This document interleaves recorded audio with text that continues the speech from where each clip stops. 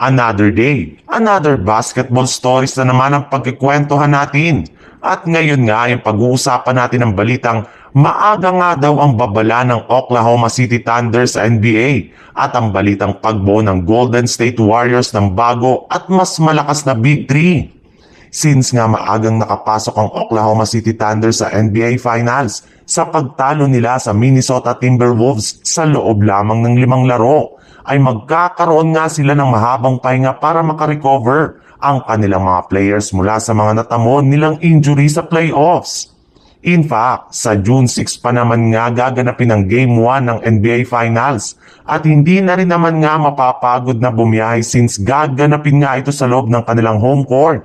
Kaya magiging malaking advantage nga ito para sa Oklahoma City Thunder bago ang pagsabak nila sa championship. At kasabay ng ginagawang paghahanda ng team sa NBA Finals ay hindi na rin naman nga naiwasan pa ng kanilang general manager na si Sam Presti ang magsisimulang ng mangyabang matapos nitong sabihin na magkakaroon at makakabuo nga daw ang kanilang team ng dinastiya sa NBA.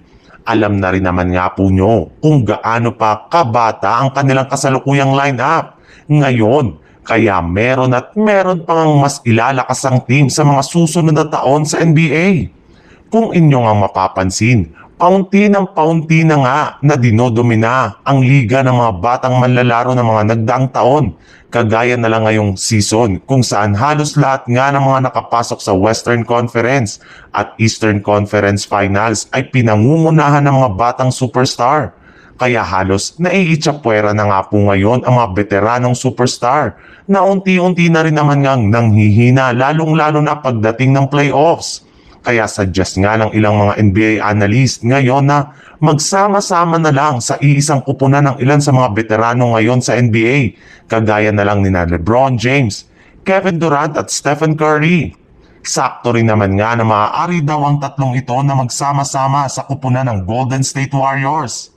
Sa parte nga ni LeBron James, meron na lang naman nga itong hawak na player option na pwedeng hindi niya kunin para tuluyan siyang maging isang ganap na unrestricted free agent para makalipat siya sa Warriors ngayong offseason.